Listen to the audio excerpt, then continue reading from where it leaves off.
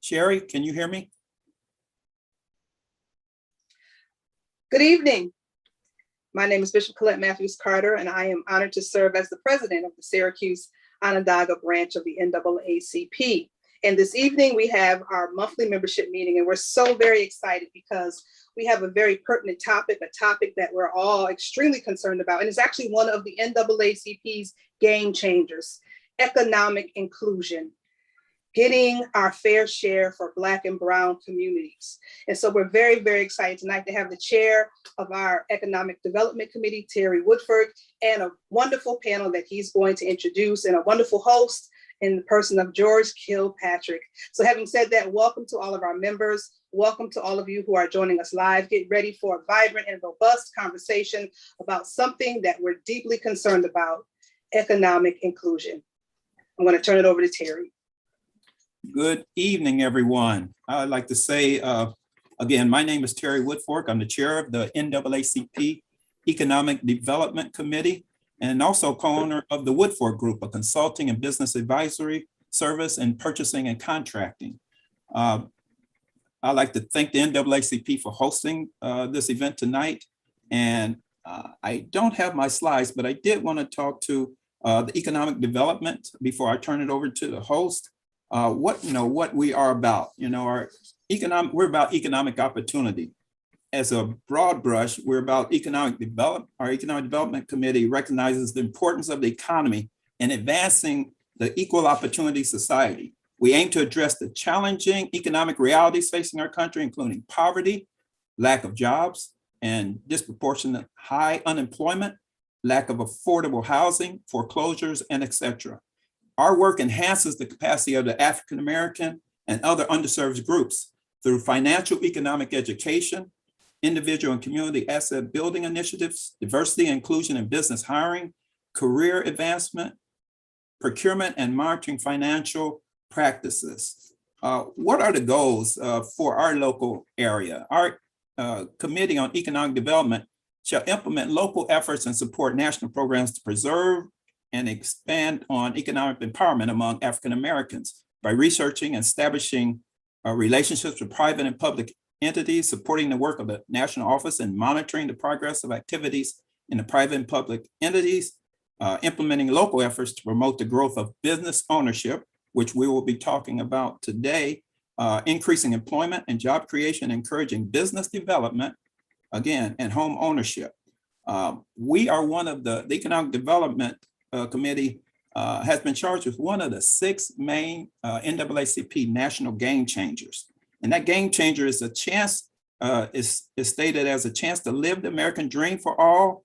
Every person will have an equal opportunity to achieve economic success, sustainability, and security.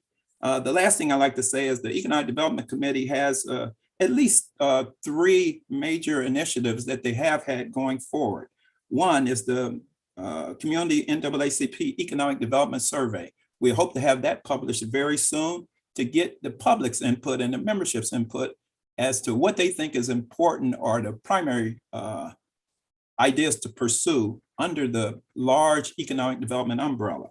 Also, the NAACP has published a position statement on the DOT I-81 Viaduct project, and that statement can be seen on the NAACP local website, the Syracuse Onondaga NAACP website.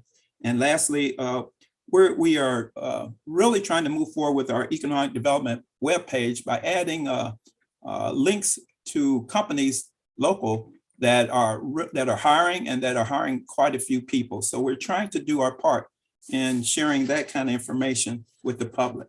But what we're here for tonight is to talk about the MWBE, DBE participation on government contracts. And if George would like me to go through it, I'll let him do that, but I can do it myself. How you doing about George? How you want to do that? You got the mic, Terry. All right, I'll do it. What we have is just some questions to kind of spur our discussion into and cover it kind of in a logical fashion as possible. The first question I had was why create and develop successful Black-owned businesses? The second is, what is MWBE or DBE? How do I get certified? What is the process for getting awarded a contract? What are typical contract performance requirements? What are the barriers or obstacles I can expect to encounter? Is it worth it to pursue a government contract? And hopefully, given time permitting, we hope to have a few words from maybe some DOT, New York State DOT representatives to talk about local hiring and training, a new program that maybe they can tell us a little bit about. With that said, I would like to turn over our meeting tonight to our illustrious meeting host, Mr. George Kilpatrick from New Inspiration from the Nation, producer and host. For 18 years, I think he's told me now. So, yeah. George, I'll let you take over from here. And Terry, you remember that because you were part of that early conversation in beginning this program. But thank you very much again, George Kilpatrick, host of Inspiration for the Nation on Power 620, iHeartMedia, and all of your streaming services, Spotify, iTunes, etc. And so we're here tonight to talk about a subject that's near and dear to me, the MWBE participation, DBE. We're talking about minority and women-owned business and disadvantaged businesses in terms of getting government contracts. For about 8 years, I was the Minority Business Director of Office of Minority Affairs for the city of Syracuse. And so it was my job to do the very thing that we're asking our panelists to talk about, which is to certify minority-owned businesses and then women-owned businesses, and also ensure that the city at that time met a particular goal that was set by ordinance. It was a law by the city. And so I was part of that early program. So joining us tonight to help us to understand what it is to be a minority or woman business enterprise or disadvantaged business enterprise is three gentlemen I'm pleased to introduce you to. First, Emo Guy Henderson III, who is with JHP Industrial Supply, where for 40 years, this was founded by his own family. Emo became the CEO 21 years ago and has continued the outstanding product lines and customer service with contractors throughout the region. Welcome, Emo Henderson III. And a little side note, when I was Minority Affairs Director, believe me, his dad, Emo Henderson Jr., was definitely on my case to make sure that minority business enterprises got their share. You better believe that. Also joining us tonight is Dwayne Owens. He's a strategic executive with more than 20 years of experience, successfully driving functional, operational quality and efficiency. He's committed to the delivery of outstanding operational efficiency, driving exponential growth, performance, and productivity through dynamic strategy, execution, relationship management, and leadership. And Dwayne, formerly with Onondaga County, here to talk about the county and their role, well, formerly with the county, but the county also had a role, the Onondaga County also had a role in MBE development. And also joining us is Rickey Brown. Rickey is the president and CEO of Diversify New York. And so when Terry talked about questions about how do you actually get certified, well, Diversify New York, that's what they do. And so we're happy to have all of you. And then Rickey will say a little bit more about his background in just a few moments. But let me start with why create and develop successful Black-owned businesses? Let me start with you, Guy. I think it is imperative that we create these opportunities for Black businesses because 99% of Black businesses hire back in their own community. And that's what we're looking to do. And successfully, when these businesses rise, so does the community and economic development. So it's hand in hand. So I think we need to create successful Black and brown businesses to keep this economy rolling. Yeah, it's interesting you said Black and brown businesses, and I specifically asked about Black-owned businesses. And so I'm wondering if when we talk about Black business development, it's difficult for us to zero in on that because of the bigger piece of the conversation, which is Black, brown, and other business entities within that. I'll give that to you, Rickey. Thanks, George, and very unique perspective. I think it's it's fitting that you had Emo speak on this. And from my perspective, this is about generational wealth and about closing the wealth gap that exists in Central New York. As many of you are aware, we ranked #1 in poverty for Black families in all of the country here in Central New York. We still presently rank in the top 10 for this wealth disparity. And so one of the ways that we can mitigate that wealth gap is by creating opportunities to create wealth and legacy, wealth building legacies to be able to pass down. So again, Emo is a perfect example of inheriting a business from his father and being able to promulgate that forward and leaving an opportunity for his heirs behind. I think it's very important that we look at the distinction, as you mentioned, George, between Black and brown. And we are afraid to sometimes advocate on our behalf. And this is why opportunities are so fleeting for us. One of the things I'm proud of in being with the folks that are on this panel, Dwayne and Emanuel are two of the fiercest advocates that I've been around the table with, just in terms of some of the personal work that I've done. So my firm was established to help create opportunities for firms to become certified with the state of New York so that we had more balance with contracting opportunities. One of the things that New York State discovered was the disparity in contracting opportunities between Black firms and white firms.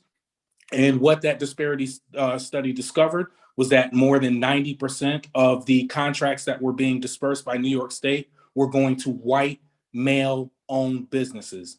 And so one of the only ways that we can mitigate some of those statistics is by making sure that we form businesses, #1, but that we're participating in programs that are set aside. In this case, as you mentioned, by code, this is New York Article 15A, which was created to do exactly that, mitigate some of those disparities that exist. And Dwayne, you have to be at the table, and you're at a lot of the tables, right, where these conversations are taking place, and also part of a government structure whose job it was to ensure that contracts were administered. So why create and develop successful Black-owned businesses? Well, I want to touch and piggyback off of what Rickey and Emo both said in terms of the Black community.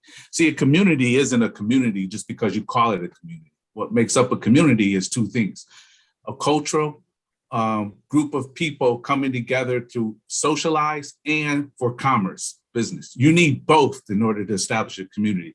As you can see, the commerce piece of our community in Syracuse has been lagging for quite some time. As a result of that, the socialization of our culture have been lagging. Therefore, our community has suffered tremendously.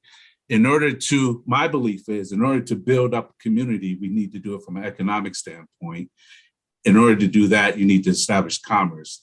In order to establish commerce, you need to establish Black-owned business so that we can have businesses and create commerce amongst ourselves.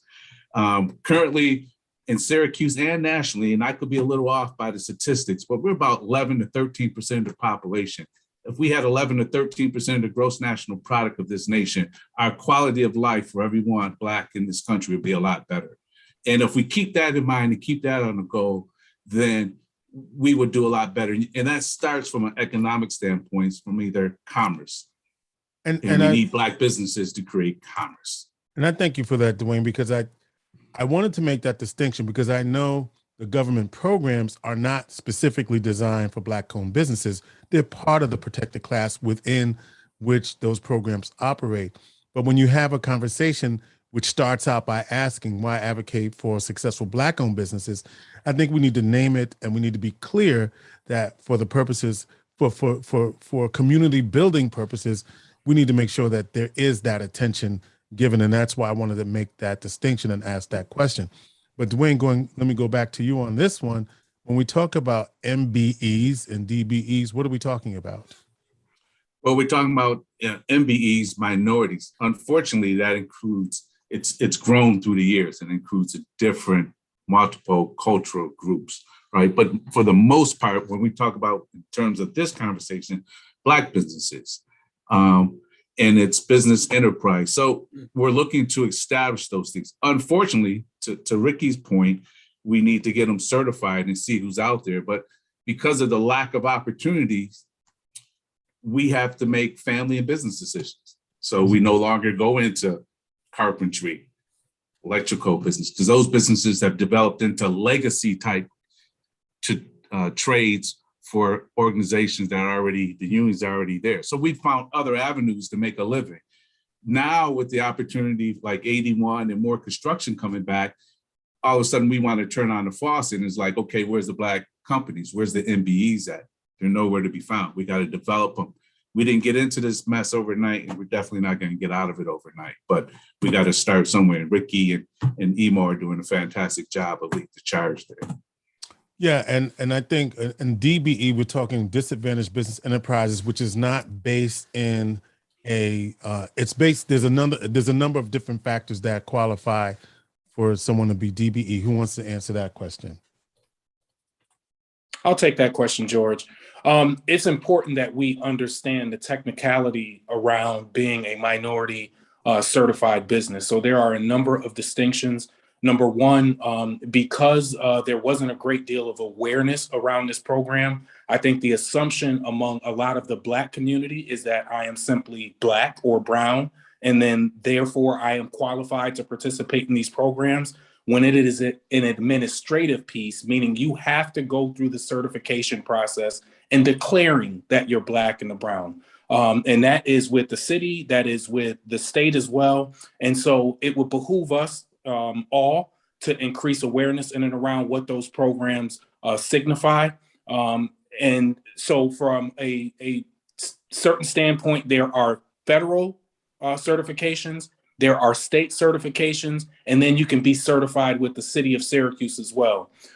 My company, Diversify New York, works and hosts monthly workshops to be able to dispel some of the myths and rumors around what that certification program curtails. Many people, for example, are under the misimpression that if I'm certified with the city of Syracuse, I'm therefore qualified as a minority under the state certification program, and that is not the case.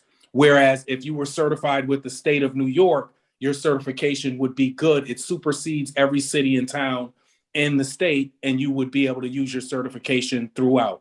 And so just clearing up some of those distinctions, George, and you mentioned DBE specifically, I think it's critically important that we understand that that DBE certification will be critically important when we're looking at infrastructure projects like I-81. A great deal of that project will be designated for DBE certified firms. And without our firms having that designation, they simply won't be able to participate in those contracting opportunities. And we should be clear that DBE it's not race-based. It's economic, it's disability. There's Absolutely. a lot we just want to make that clear. So we're not talking about when I say race-based, but that's the quickest way I could get to make that point, that there's a number of other factors for the federal contracting that need to be considered. Guy, did you want to say something? And then I do. I wanted to comment on what Rickey just said on the economic basis for DBE too. Also, as a DBE certified firm, DOT has a threshold of money for you to participate in that program. Being an experienced business and doing what you do, I think the threshold for DBE is about gross annual sales of $22.3 million. Am I correct, Rickey? Am I close? That's it. 22. Okay, so George, in reality, a business that strives and does great can't participate in the DBE program because you're doing great business. Mm-hmm. Do you understand what I'm saying to you? Right. So therein lies a hiccup. So my concern is, if you ever get a chance to look at the Syracuse Builders Exchange, MWBE, DBE list, a lot of those firms are white businesses. Do you understand what I'm saying to you? Absolutely. So let's clearly understand this. When we talk about generational wealth, when we talk about commerce and all of those things, the successful Black businesses are getting left out of that because of the threshold that are put on by DOT, the federal program. You understand what I'm saying? I got you. we got to kind of start looking at the mathematics of what they're doing, because if you are certified and you have the bigger businesses that are qualified and can't participate, where are you getting the experience from these businesses to operate and participate on these contracts? All right. Speaking of participation, we have a poll question. Terry? All right. Hopefully we can get a poll question up on our screen shortly. And there it is. What does that poll question say? Is it required? Oh, I'm sorry. Go ahead. All right. Okay. Is it required for a minority-owned business to be certified to perform on a government contract? Yes or no? No, you're not. It's not a requirement. We're going to ask you, the people, to vote. Yeah, we're okay. letting people Gotcha. vote on the poll right here. Oh, okay. I'm sorry. No. And then we'll see what the correct answer is from our panel. Everybody on the line, if you would just vote. Yeah. All right. We're going to give it a couple more seconds. Hopefully everybody can jump on that real quick. All right. 6 out of 10 have participated. We got a few more. Let's see if we get a few more. If not, we'll go forward. So, okay, I'll end the poll and see what I got. But right now it says what? 0% say yes and 100% say no. So is it required for a minority-owned business to be certified to perform on a government contract? And Rickey, he jumped on that. I'll let him. Thanks. So the clear part of that is no, you are not required to be certified as a minority. You are free to participate on a contract without the distinction of having a certification.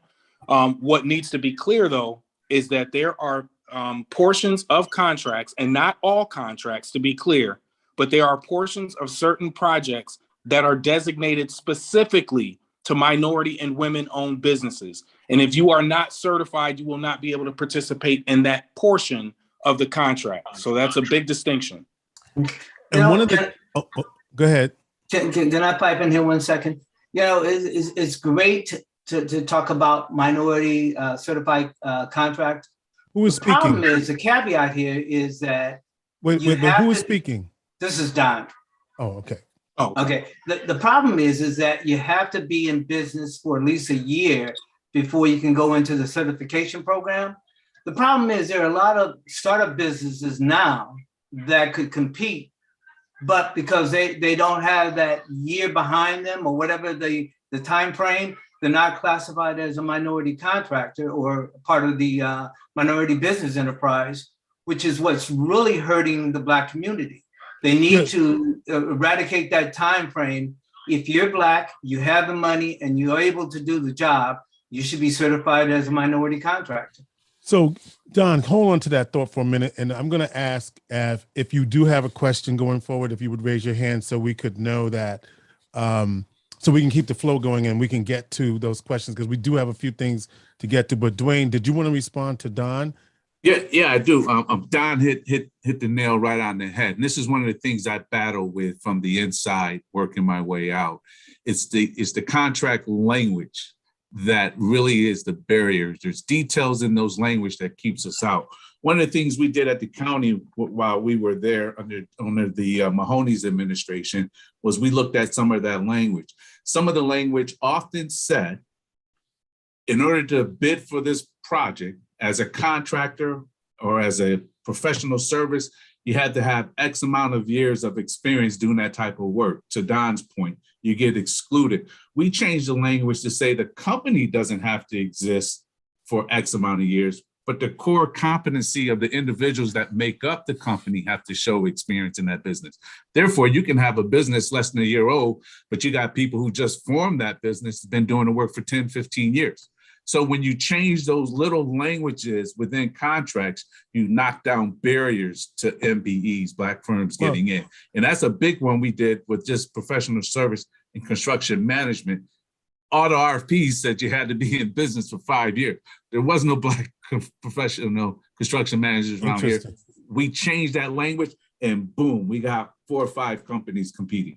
And we should say that to be considered a minority business enterprise, DBE, 51% of that company has to be owned by somebody who is classified as minority and or under the DBE, whatever the criterion is. So I think that's also to be considered. Now, the other thing that I've run into is that you find that you want to do business with an entity, they have a goal to meet, and if you're not certified, then they'll say, I would use you, but I got to meet this goal. And so I'm not going to use you because you're not certified, even though you can do what it is I need you to do. So there's also that piece. But you often hear this, and I want to get your response to this, all of you. You often hear that there's not enough certified MBEs, WBEs to meet the typical goals that are in place, right? When I was in the MBE office back in the day, we can't find anybody, right? So, or we can't find anybody certified to do that work. So how do you respond to that? Is it true that there's not enough certified DBEs, WBEs, MBEs to do the work? If you don't, I'll take it if you guys don't mind, because I've been there, right? So the issue is that there may not be. It all depends, right? However, when you look at the scope of work, when you're talking about contracting, and they break it down in scopes of work, these contracts, if you strategically target the scope of work in that contract towards the minority or Black businesses that do exist, right? More often than not, you will reach that goal or get pretty close to it. For years, we never had a plumbing contract, but if we would have exclusively taken the demo piece of it, right, and some of the other pieces of it, we could have definitely met that goal, right? But often these prime contractors, they take the good pieces, right? They take the pieces that we could perform that work, and then they sit back and say, there's nobody to do that work. The other piece of that, there's no minority contractors because we couldn't make a living being a minority contractors for decades. So we went off into other fields. Now there's opportunity. We got people knocking down barriers. We're starting to get back into it. So until then, yeah, we're going to have to struggle a little bit. But there's opportunity, creative ways to make up that portion other ways. But is how much of a barrier is the certification process itself, right? In creating that pool of available firms that can do the work. And then we have another poll question. George, go ahead. If I may respond to this one in terms of that. I think it's very important that we focus on the overall piece of this. And what Dwayne said makes a lot of sense to me. We can't sweep the historical barriers under the rug. And it speaks to the larger issue for me, the systematic and institutional barriers that are purposely put in place to keep us from participating, i.e., the way that the rules are made up around some of the contracting opportunities. Those are purposely done to keep participation at a minimum, in my estimation, from my years of working with here. So it's a very significant barrier for many of the firms that are there, that they don't qualify under certain rules or so on and so forth. And then you have to look at the larger picture, as Dwayne was talking about. When we look at 1964, the civil rights legislation passed, giving us the right to work in unions for the first time, minorities to participate. Since that time, the city of Syracuse, for example, has one plumber ever with a license in the history. A master's license. A master's license, yes. Okay. And so when we look at our limited opportunities there, not only in plumbing, we just got an electrician for the first time. So there may be 3 persons with master license participating in the trades right now. So we are thoroughly disenfranchised when it comes to those opportunities. And that's institutional. What I'm hearing you say is that we can't ignore the historical exclusion to getting into those spaces that could create those opportunities. Systemic racism, one. Yes. Okay, but we have to name it because I think we're kind of, go ahead, Guy. You were going to say something. No, I think Rickey hit it right on the head too. And if you truly look at this, George, and you probably know this better than me, when New York State came back in 1975 and they were going to allow white women to be minorities, the awe was, wow, what is going to happen? How is this program going to transform because we knew what was going to happen back in 1975. We knew that these businesses were going to go to these husbands and they be the backbone so they can get into the program. The program wasn't lucrative. It's lucrative now. Look at it. It's 30% goes for state goals. We understand that now. As I said in the big, look at the number of businesses that are MWBE, DBE certified, and you can tell the difference between Black and white businesses on those websites. If New York State could truly stop geographically putting these contracts out and make it 15 and 15, that means the M's can eat and the W's can eat. Both sides of the spectrum can eat. Right now, when you get contracts, George, and physically come out 1% minority and 29% WBE, that is racism right there at its best. All right, Johnny.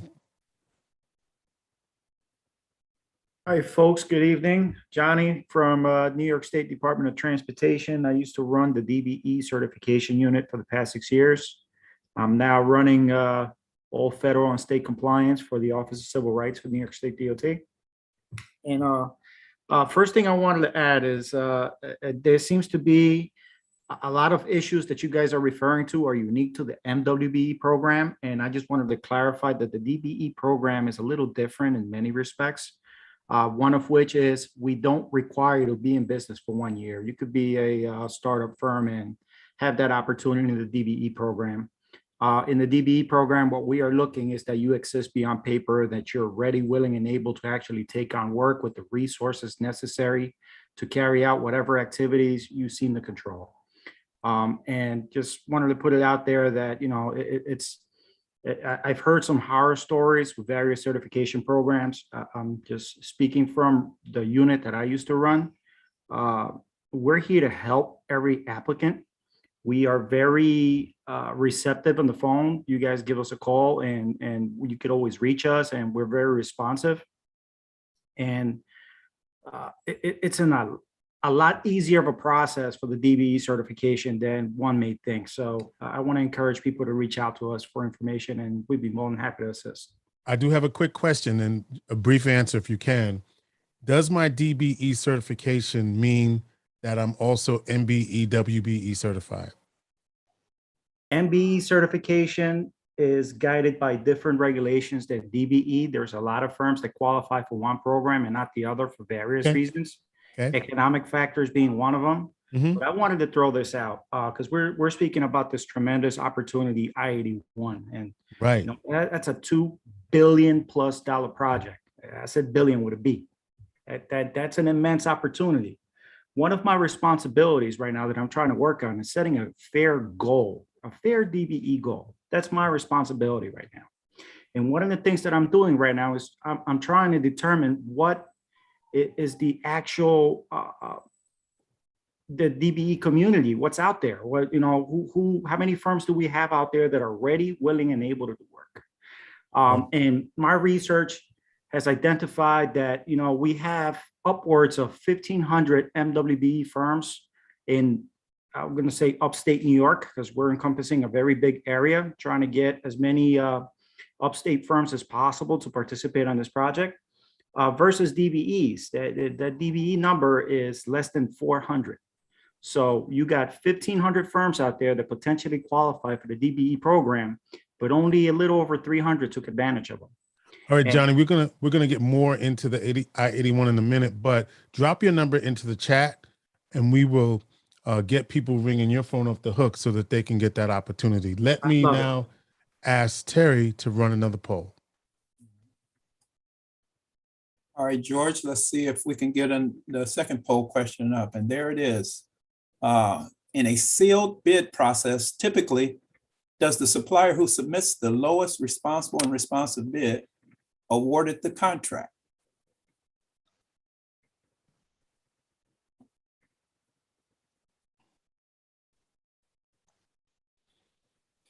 And people are answering right now. We got 3 out of, oh, everybody's throwing their answers in, 45%.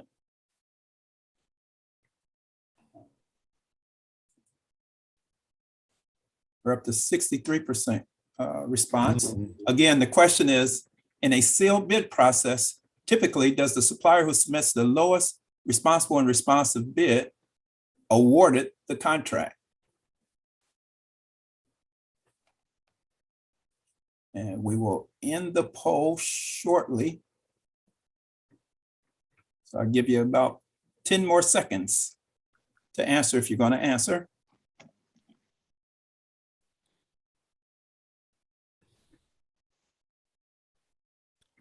And while they're answering, Johnny has put his number into the chat. And if you're done, Johnny, lower your hand for me, would you? Thank you. And his email as well. Okay, I'm going to end the poll now. Oh. Okay.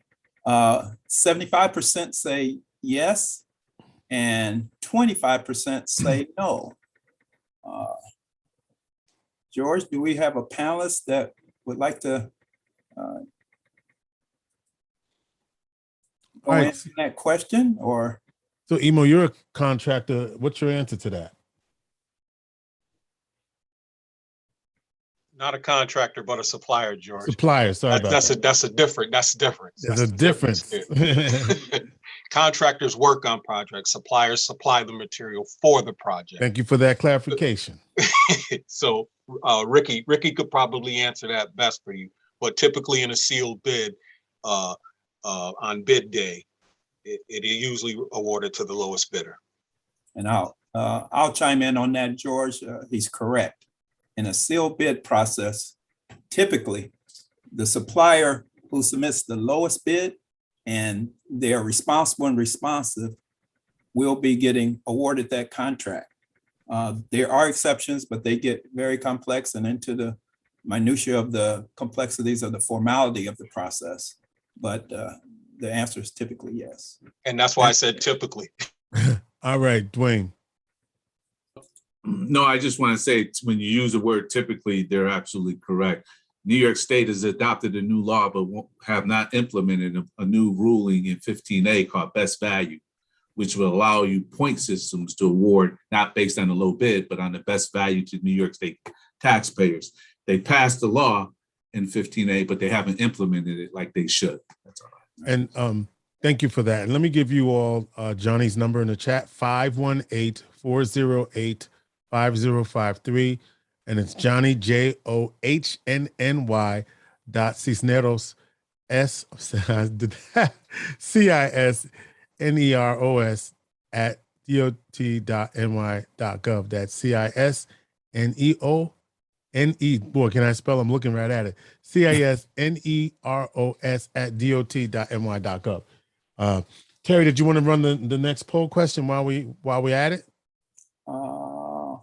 We can see if we can do that, George. There it is. This is our last poll question. If you are interested in a subcontract job on a specific construction project, you should attend the pre-bid meeting along with the potential prime contractors. Yes or no? Let's vote.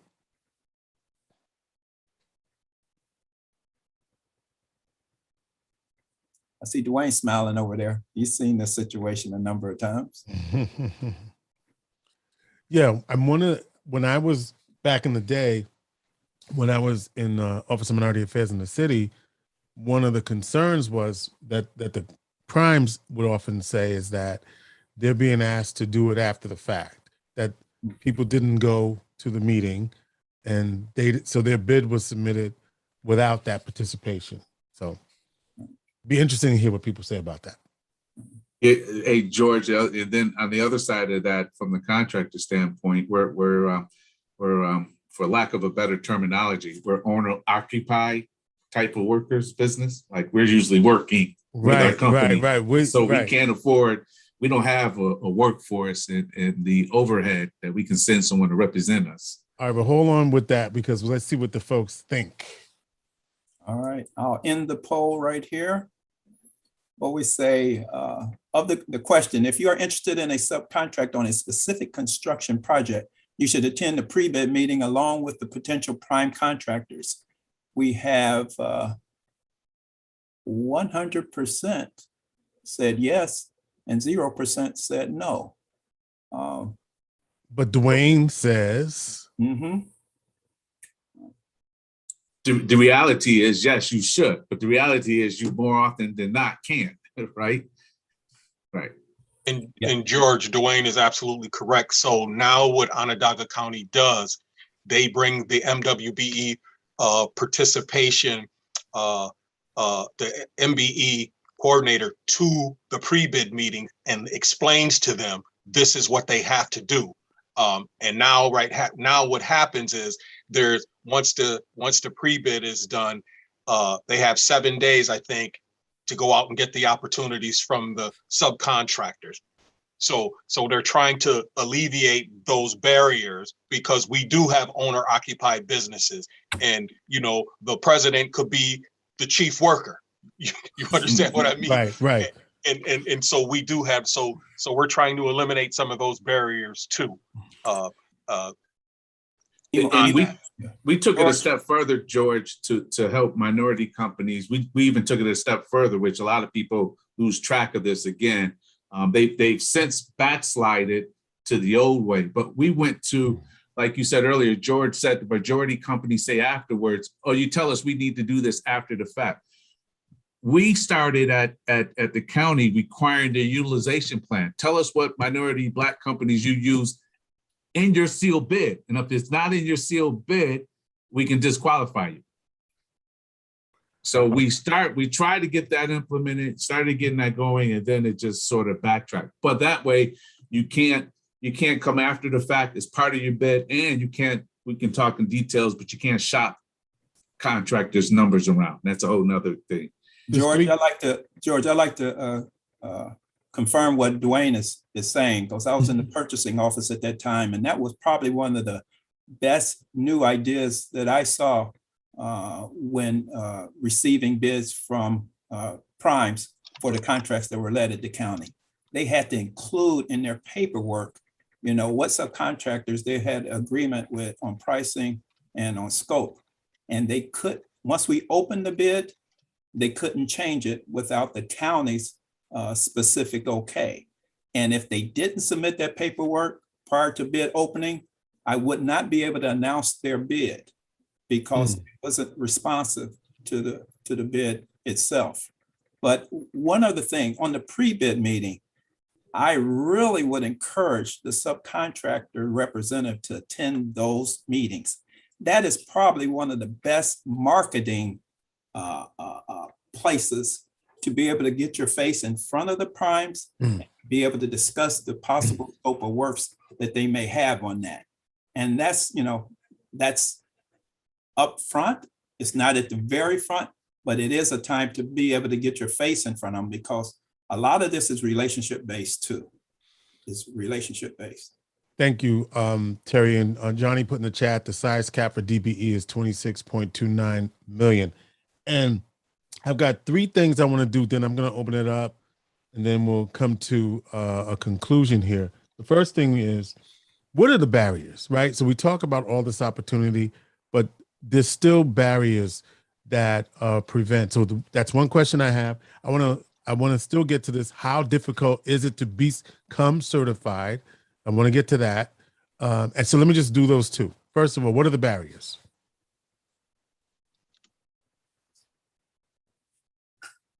Sorry, what was the question, George? What are the barriers to participating on these federal, state, local contracts? I think we've mentioned some of the systematic and institutional barriers that are in place, including contract language, which Dwayne pointed out. There are stipulations that keep us from participating. From a technical standpoint, and from my perspective in terms of certification, we have to have firms that have gone through the process and completed that process, understand the awareness and distinction between the various programs, including DBE or MWBE, understanding what goals are assigned to those projects. And so there does exist an institutional knowledge gap. Many of our businesses are first generation businesses. So we don't have the cultural astuteness in terms of knowing to attend that pre-bid meeting, versus, you know, having the capacity to be able to attend that meeting because we have boots on the ground. And as they mentioned, are owner occupied. So those are just some of the institutional and systematic barriers that I feel like are in place. And we need to create some allowances for those for the first generation businesses that we're operating. Guy, what are some of the barriers you've encountered, including on state contracts? I mean, there's typical lots of barriers and lots that they mentioned, but just you know, the geographical area barriers to only be able to participate. Plattsburgh, there's not a lot of Black and brown businesses in Plattsburgh. Let me use that one. So the state has, because it's a geographical area, you don't have enough Black and brown businesses. So we're going to make the goals 1% minority, 29% women. Right. That bothers me. Because if you have 15 and 15, you make them find contractors in that area to participate. Right. Because you're making it very easy for the state is making it very easy for the minorities to get nothing. If you got 2 minority contractors up there, that means let them get 15% of that. And versus the 29% you're going to give to a WBE. Now I applaud the WBE because we have Black WBE businesses also. Black women ran WBE businesses. They're getting the shaft too, believe me, because you have the migration of the white man business, putting it in his wife's or his daughter's name and eating up. This is a lucrative program now. This is why this is happening, because this program has gotten so lucrative. But we're not benefiting from the program even though we're certified. So those are some of the barriers that we're facing still here today. Let me get, I know I said I wanted to ask about the certification process, but I want to get another topic in before I get to that. Is that okay with y'all? Sure. And Johnny mentioned this. Let's talk about I-81 because at some point they're going to put a shovel in the ground. And so how should the community take advantage of that opportunity? What if they are first generation or very small?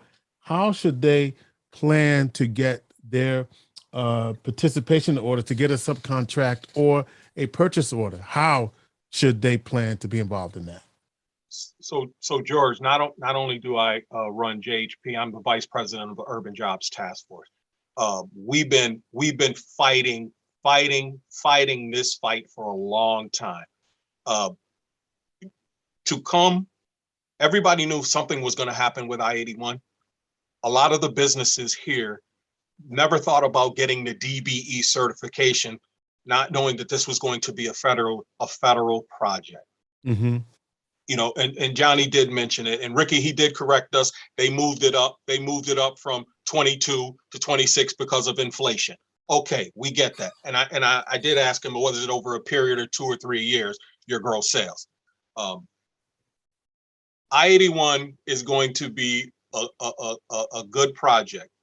We did research, George, in Colorado, LA Metro, where they did these projects and they worked fine. But the people worked together. They worked out packages. One of the things, and Rickey and Dwayne can mention, on the Set 14 application, Obama put it in place. When Trump got in, he took it out. Biden put it back in. So we've applied for the Set 14 application.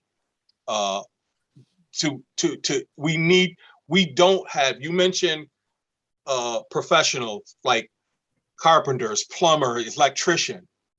We don't have a unionized program here in Syracuse. So when you talk about generational wealth, we're not getting those people into those jobs. So first we need to somehow, and I know it's happening, and I'm not going to mention any name, a unionized resource center to get the training that these guys need. You know, we should have been doing this 5 years ago to be ready for right now. Do you understand what I'm saying? I-81 is going to be one of the biggest projects that comes through Central New York. A game changer. We have to. Yeah, it's a game changer, We have especially to be infrastructure project. Go ahead. We have to be ready for that to happen. Now, he mentioned that there was 400 DBEs, Johnny did. Johnny mentioned that. Okay, we get it. How are we going to get DBEs on a federally funded project if we've been concentrating on New York State MWBE certification? You know, we have to find a way for the M's, the W's, and the D's to participate on this project and this infrastructure project. Because, listen, George, when they came through here 50 years ago, it wasn't about the MBE, DBE, and all of that. Black and brown contractors need to work. We want to participate. We want to participate in this infrastructure, and we want to participate on the economic development of this city. I'm going to get Johnny and Dwayne in a second. Quickly, Ricky, how hard is it to get certified? It is not, and especially with the DBE. And what I will say about Johnny, he is absolutely right. He was so instrumental and important in his role overseeing DBE and expediting those applications. That process is infinitely easier to get through as a DBE than an MWBE. And especially if we're looking at economic opportunity right now, George, we need to be looking at that process and working with that unit specifically to increase DBE certification. Johnny. So I mentioned we have a little bit less than 400 DBEs in basically upstate New York. I just recently sent out a poll to all these firms directly from my email address, asking them to express, whether or not they are willing to participate in this project, and basically giving us a little demographic about what type of firm they're in, what is it that they do, so that it can help us set these goals. And the concerning part is that out of 400 firms, only 50 firms expressed interest in participating in this project, and only 20 of those firms were construction firms. So when I only have 20 construction firms that are expressing to me that they are ready, willing, and able to take on a piece of this work, that doesn't bode well for setting a reasonable goal out there. I know that there are more firms that can benefit from this, that qualify, but unfortunately, they're not in our directory, and we're desperately seeking out there for all these firms to not miss out on this opportunity. Apply now, don't wait 2 years from now, because if you do, there'll be a line around the corner and it will take forever for us to get to your application. There is no line right now. Let me get Dwayne in quickly, then we'll go to Robert Short. Hey, George, thank you. Going back to how do you get an 81 project, I think Guy and Ricky and Johnny have said it. Everybody and their mother needs to register as a DBE right now. Everyone and their mother needs to register as a DBE right now. And the other issue is we need to know from the Department of Labor whether this is going to be a union trades PLA or not. We need to know that sooner rather than later, because there's, to your question earlier about barriers, George, that's a huge barrier to us in terms of Black companies. Maybe PLA should no longer be exclusive to the trades union. Maybe we should have project labor agreements with Upstate Minority Business Association or something to that effect. The third thing we need to do is get DOL to be a little bit more lenient in applying and improving minority companies and entities, organizations, to certify them as apprentice capabilities. And Ricky can probably go into more into that. When we can start our own apprenticeship program, not this labor training stuff they do that we've been doing for the last 50 years that sucks money up and then the people work. There's only a few labor jobs available on a job. You need skills to be on a job, right? So we can get DOL to get us apprenticeship certify our companies as apprentice companies and organizations. We can get out of this and we can build towards the future. Those things are sustainable. That's my thing. All right. I see we have about 3 minutes to get Robert Short in here. Robert, talk to me about hiring and training of people in our community. Thank you, George, for giving me this opportunity. First of all, for those who may not know what role I'm playing on this project, I am the Regional Compliance Specialist for the New York State Department of Transportation I'm overseeing the compliance in terms of meeting the goals on the contract for DBE participation, as well as minority hiring, female hiring. And now we have, as was just mentioned a few moments ago, there is a local hiring goal that we're going to have on this project. At this point, we're looking at a 15% target for city of Syracuse residents, not DeWitt, not North Syracuse, city limits of Syracuse participating on this project. And we're looking at people regardless of their level of experience. If they have no experience, there's different training programs that are available through the SUNY EOC, through a grant that we just received from the Federal Highway for construction training for about $500,000. And there are existing partners in town through CNY Works, et cetera, that have training that we're trying to utilize those resources to recruit people for employment. Hopefully they will go through the 6 to 8 week training programs that exist, be available to enter to the unions. And we're going to tell the contractors, look, you have this goal of 15%. These are the people who are interested in the job. You know, many of them will be laborers. We need over 2 million hours worth of laborers. So they don't technically need a lot of background in construction to get into the job. We want you to hire them. There's going to be people getting paid prevailing wage rates. Not all the contractors are unionized. So some are open shop, and a laborer makes $30 an hour, according to today's prevailing wage rate. So basically you need a strong back and willingness to follow direction and learn from the person that you've been assigned to. There's going to be about 555 local people at least hired on this job. So there's no other employer right now hiring over 500 people on a full-time basis in the city of Syracuse. It will address the poverty that Rickey talked about. We need over 1 million hours of local labor. We're incentivizing the contractors to meet these goals by paying them a certain dollar amount per hour for every hour worked by someone from Syracuse. We don't have a number yet that we've finalized, but let's just say if it were $20 per hour, we're saying that for every hour that John Doe works who lives in this zip code in the city of Syracuse, we reimburse the contractor $20 per hour. So that makes it lucrative. They can have an opportunity not only to hire people, but to earn money for basically doing what they should be doing anyway. But this is the way of incentivizing them. There's going to be training, an OJT program that we have that is a little different than the union apprenticeship program. Basically, it is what it is. It's an on-the-job training. You follow this person around. You get paid while you learn. You're not a journey person when you finish, but you have the ability to work on construction contracts. I'm available. I can put my information in the chat or through Terry and anyone that wants to talk about how to get this free training.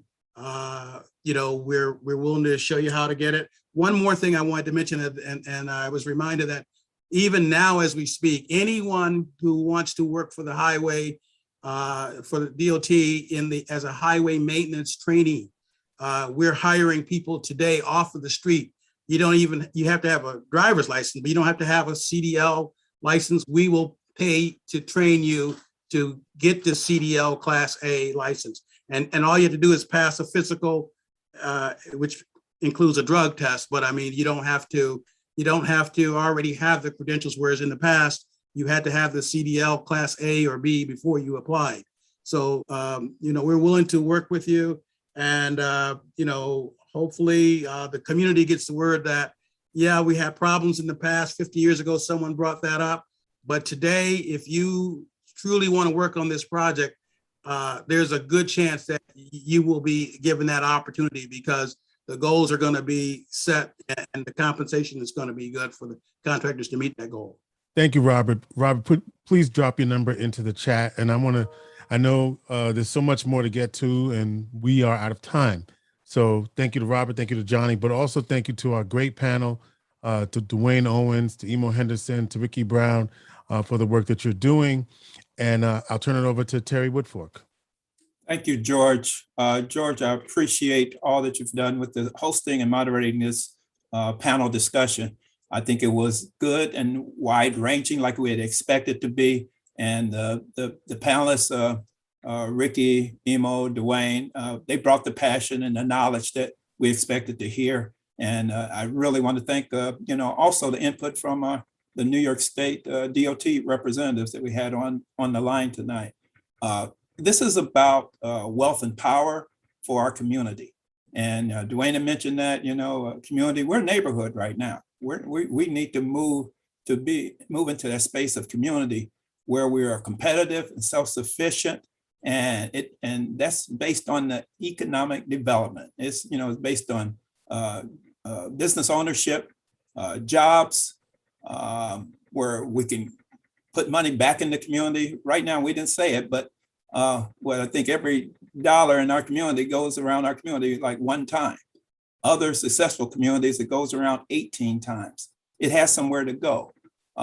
People in our community are supporting those outside of our community. So this is what the economic development, economic advancement is about. It's about wealth and power, reducing that wealth gap. And with that said, I think our president, NAACP, is on. I don't know if she's.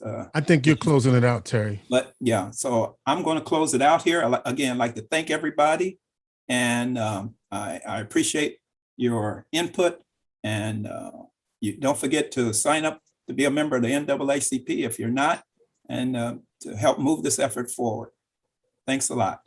And Rob, did you drop your number in the chat? I didn't see it before we shut it down. Oh, okay. It must have gone directly to Terry. Let me put it to everyone. Well, if Terry has it, I guess he'll get it out. But if we can just see No, I want everyone. and I can announce what it. Why don't you just say what it is? 315-448-7344. So that's 315-448-7344. And for the email is robert.short@dot.ny.gov. All state employees have that stuff. So robert.short@dot.ny.gov. All right, thank you. And if you didn't get that, Terry has it, and you can email Terry Woodfork to get it. Again, Terry already said thank you. Thank you for joining us. We appreciate you being a part of this conversation. We know there's a lot more to get to, but I heard a couple of things real quick. There's jobs opportunity and get certified as a DBE. Get everybody and your mother certified. All right, thank you, George. Thank you, everyone. Thank you, everybody. My big bros, Emo and Dwayne. Thank you, guys, man. Thank you, Ricky. Thank you. Thank you. Thanks to everybody. Thank you, Robert. Thanks. You're welcome. Good night.